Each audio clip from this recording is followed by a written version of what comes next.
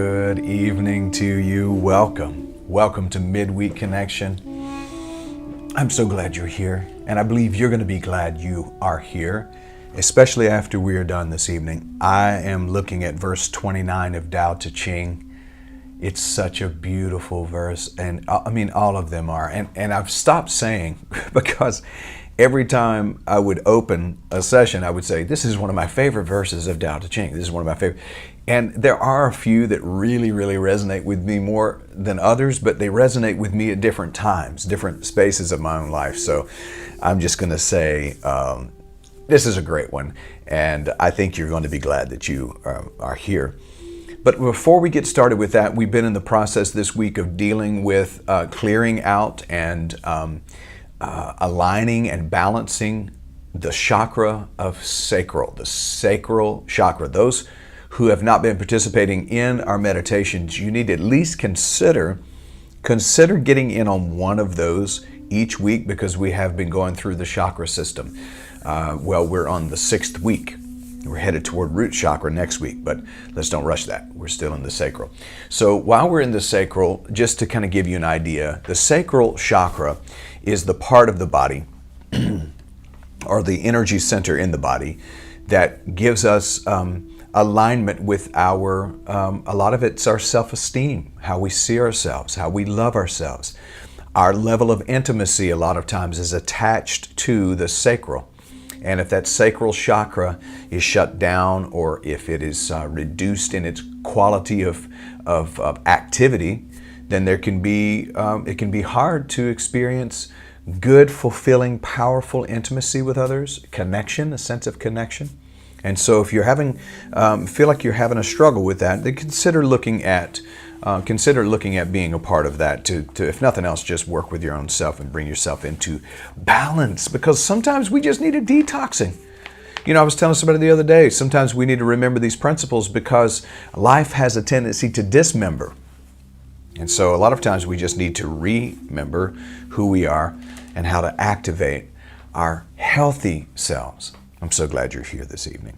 I'm excited about this particular verse.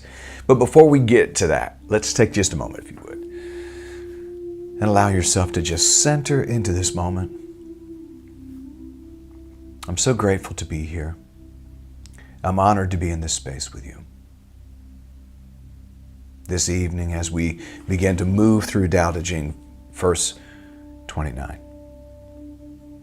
as we're discovering the natural flow of things, how to live by the flow of nature. We say, Spirit, lead us where our trust is without borders. May we walk on the water wherever you'd call us. Take us deeper than our feet could ever wander, and our faith is made stronger in your presence. Spirit of truth, take from me what I don't need. Bring to me what I do need. My life, my will, who I am, is surrendered to you. And I say thank you. Thank you. Thank you, God. And so it is. Receive a deep breath. And give it back. And again.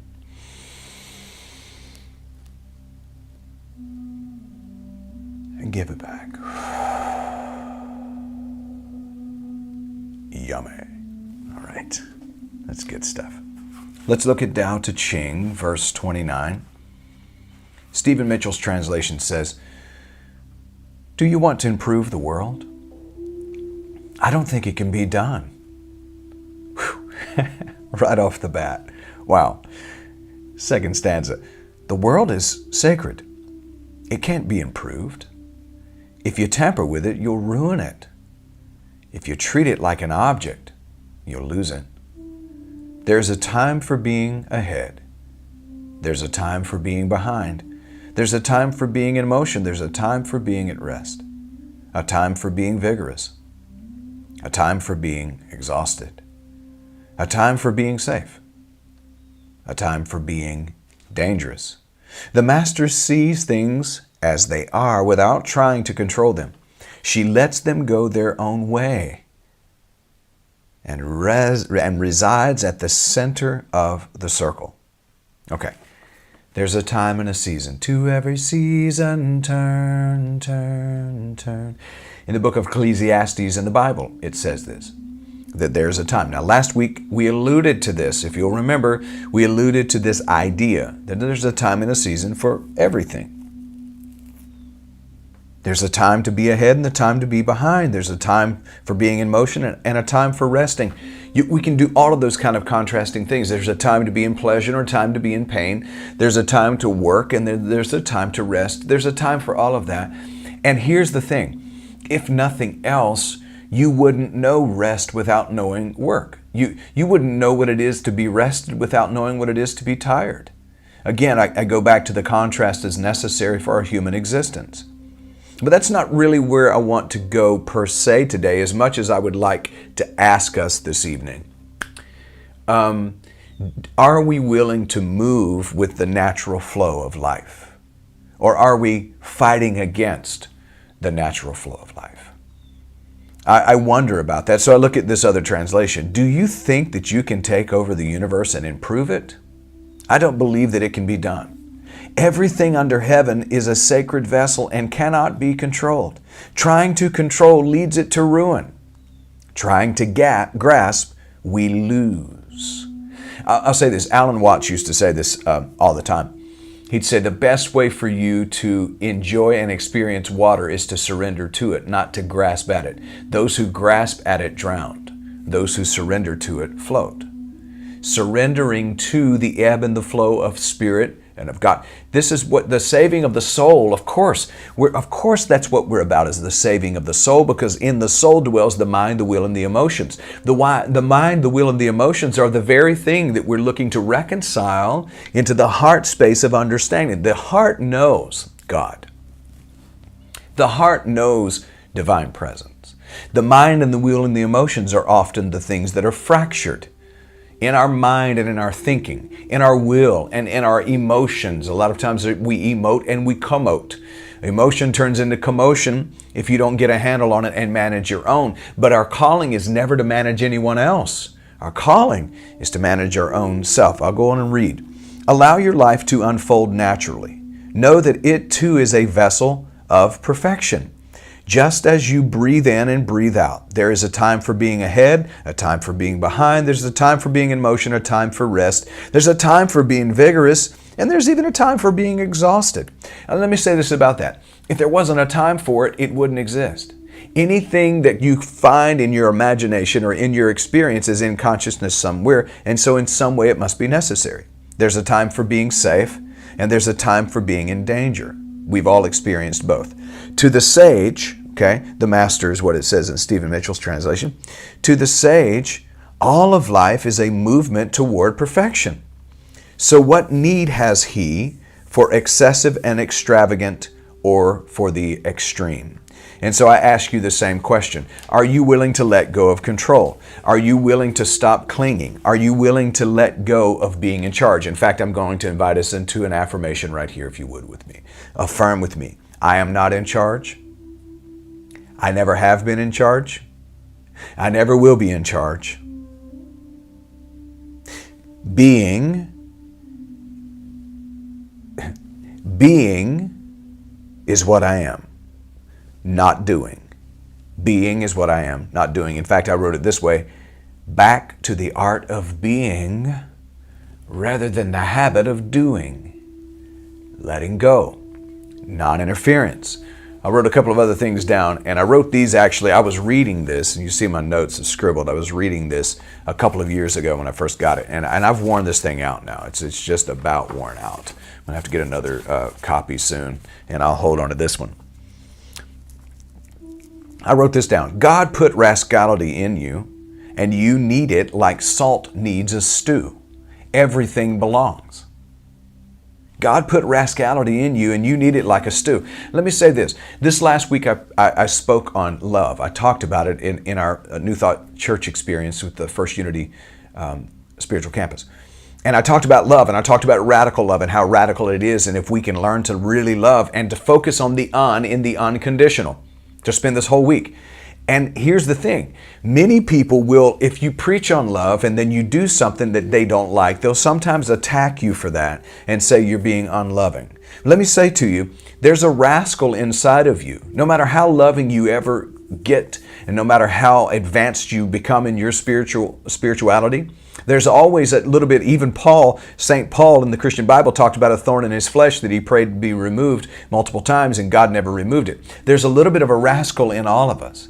Okay? And there may be times in our life, as I mentioned on Sunday, I'm not saying every single moment of your life is going to be unconditional love, but I am saying let this be our purpose or our calling or our focus. Let us concentrate on moving toward that, as it says in the final stanza here. To the sage, all of life is a movement toward perfection, not necessarily there yet, but a movement toward it. It's the goodies that ruin virtue, according to Confucius. It's those who think they're right. There's an old saying, I think it was Mark Twain, that said something along the lines of, it ain't being right that's the problem. It's those who think they're right and they're wrong that could become a problem. Those who absolutely know it, I think is essentially what it says. Those who know they're right, but they're not right. In other words, knowing, as is said by Sadhguru, knowing is a blind spot. It can blindside you. It can keep you from being open to anything else. So give up your need to control. These are the first couple of things that I wanted to look at. And I wanted to read this actually because this is a little bit of a commentary from Wayne Dyer, and I really liked it. But I wanted to do it under the heading of giving up needing to be in control. He writes this: begin a conscious program of surrendering and allowing your world and everyone in it to do as they are ordained to do. Surrendering is a mental process. Listen to this now. It involves taking a split second to stop yourself in your mode of judgment or frustration and have a brief talk with yourself on the spot. Just remind yourself to step back and be a witness rather than a protagonist, which you can do by providing a sanctuary for the feeling you're judging. I've said this to you before. Friend to my judgments, even my judgment thoughts, my judging thoughts, my quote-unquote bad attitudes. I don't call them bad attitudes anymore. I call them friends. Friend, what have you come to teach me? Friend, what are you trying to tell me? He says, invite divine natural order in by simply allowing what you're experiencing to go forward without criticism or control. In this way, you move to the center of your being. Think of the need to control as a signal to allow God to flow freely through your life. At first, your ego mind may loudly scoff at the idea of the presence of God being responsible for the perfect unfolding of everything. But it's up to you to recognize that your belief that ego can control life is an illusion. I am not in charge. I've never been in charge. I never will be in charge. Essentially, I am not in charge of the world outside of me. I'm not in charge of the people outside of me. I don't have to answer for them, and I don't have to answer to them. Come on, somebody. Can I get a witness? I just freed somebody right then. I don't have to answer to them, and I don't have to answer for them. It's none of my business what other people think about me. It's none of your business what other people think about you. It's none of your business what other people are doing with their life unless they're attacking you, and then you, of course, you would defend yourself, but you don't have to offend in the process of defending. You can simply just move that energy. I call it emotional aikido. You move that energy aside and you shift yourself to another level of consciousness. You remove yourself from their abusive behavior. That's an act of love. Because if you don't do that, you're not acting loving toward your own self. But remember, I am not in charge. I'm not in charge of the way this world unfolds. I'm not in, one of the highest levels, I think, one of the highest levels of spirituality is when Jesus the Christ said, Father, forgive them for they know not what they do. It's perfect. Forgive them. They don't know what they're doing. When I think about people in this world that are doing things that I disagree with, I have to remind myself, in fact, I get to remind myself to say, Father, forgive them. Mother, forgive them. Pure presence, divine presence, forgive them. They don't know what they're doing. They don't realize they're being the way they're being. You know, I'm watching people right now, the way they act in our world, and realizing there are a lot of people who don't realize what they're doing. There are people in my life, people that were a part of my life growing up, who did not realize that they were being abusive. They did not realize that they were creating trauma. They did not realize that they were creating terrible habits and conditioning my mind to think a certain way. They didn't know that. Most of the people who are trapped in religious dogma, most of the people who are trapped in extremism, they don't realize that what they're selling and force feeding is fear. They don't realize it. Then once you realize it, you can be at peace with them. You don't have to be in the general proximity of them, but you can be at peace with them because you don't try to control them either. You let go of the need to control. So I'm giving up the need to control. I'm giving up the need to be in charge because I'm not in charge. What a relief. Man, I'm telling you, as you relieve yourself of the need to be in charge of other people and how they act and who they are and what they do, you find your way to freedom. That's good news. Now, the second thing I'd like for us to look at is to practice recognizing that there is a time and a season for everything under the sun. In fact, say that. There's a time and a season for everything under the sun. Here's something that I had to finally realize from my life when it came to manifesting the life that I wanted to live. That there are some things that are going to take some time. There are some things that are just simply going to take some time. And just because I planted the seed today, it doesn't mean I will see the sprout today. So I let that ruminate, and especially when it comes to loving people who you're on the outs with, giving love to people that you are not reconciled to, giving love to people that you're divided from, people who've been rude, people who've been insulting, people who've been disrespectful to you, people who have wrongfully accused you, used you, and you really want to reconcile that relationship. Sometimes it just takes time. But being willing to be loving, being willing to be understanding is the groundwork that makes that work. And it creates the change that's necessary. But it takes time. There's a time and a season for everything. And so in your life, the seasons of your life that you've gone through, instead of cursing them, learn from them. Instead of looking back on them and just tagging them as bad, look back on them, if nothing else, and say, I survived. Okay? Maybe that's the only thing you can say about it that's good, is I survived. But at least be willing to do that. I survived it. I lived through it. I'm still here today. I made it through that. Tell yourself that. Recognize that power. And remind yourself that there's a season for everything. We've come through a season of war. Wars and rumors of wars for years and years and years. And maybe this is a time for peace. Let's just believe that it's a time for peace. But remind yourself that there's a time and there's a season for everything. So practice non-interference. Remember that everything belongs. Give up your need to control. I love this poem that was found also in one of Wayne Dyer's books by Naomi Long Madget. And this poem says this: I would coax the plant if I were you. I wouldn't coax the plant if I were you. Such watchful nurturing may do it harm. Let the soil rest from so much digging and wait until it's dry before you water it. The leaf's inclined to find its own direction. Give it a chance to seek the sunlight for itself. Much growth is stunted by too careful prodding, too eager tenderness. The things we love, we have to learn to leave alone. I hear the Beatles singing, let it be, let it be, let it be, let it be. Whisper words of wisdom, let it be.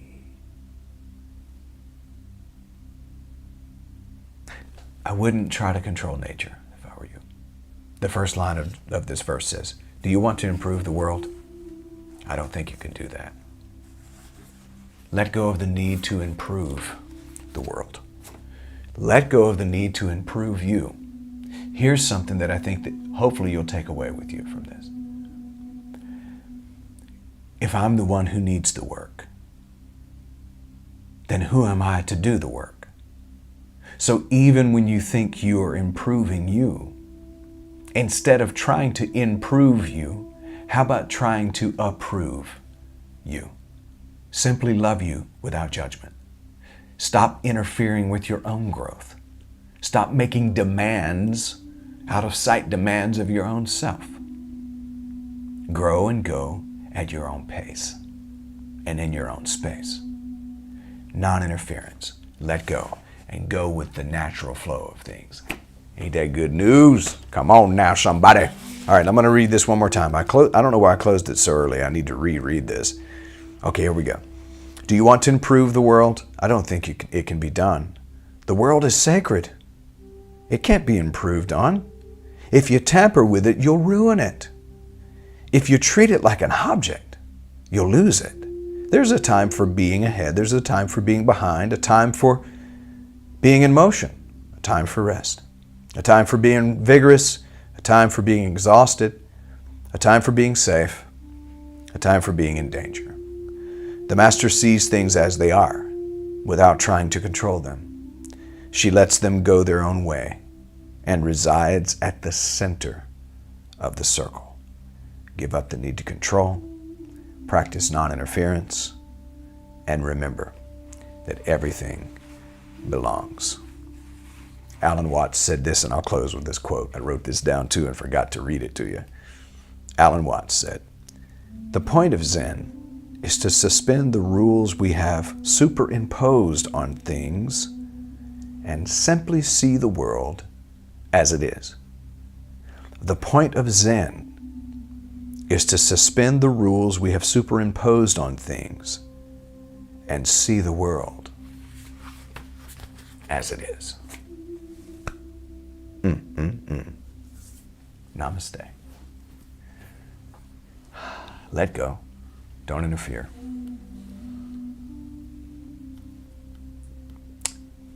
Try to see the world as it is, but remember that everything in some way belongs. All right. I want to say thank you so much for being here, for being a part of this community. Thank you for your continued support. Thank you for your love. Thank you for being at the meditations, being a part of the meditations. Remember this evening, go take a look at my page and take a look at First Unity Facebook page, First Unity Spiritual Campus on Facebook. I'm joining Reverend Dr. Temple Hayes during her discussion on nonviolence as a part of the Global Interfaith New Thought Summit. It's a summit this week that's going on all week long. And Reverend Dr. Temple Hayes, thank you for the invitation to be a part. I have a small segment. I'm going to share just for a moment my view of non-violence, how we can reach more peaceful solutions. This is a wonderful group to be invited to be a part of, and I want to say, really, I'm honored by the invitation from Temple to be a part of that this evening. That's at 8 o'clock or around 8 o'clock. The link for that is on my Facebook page. It's also on the First Unity Facebook page.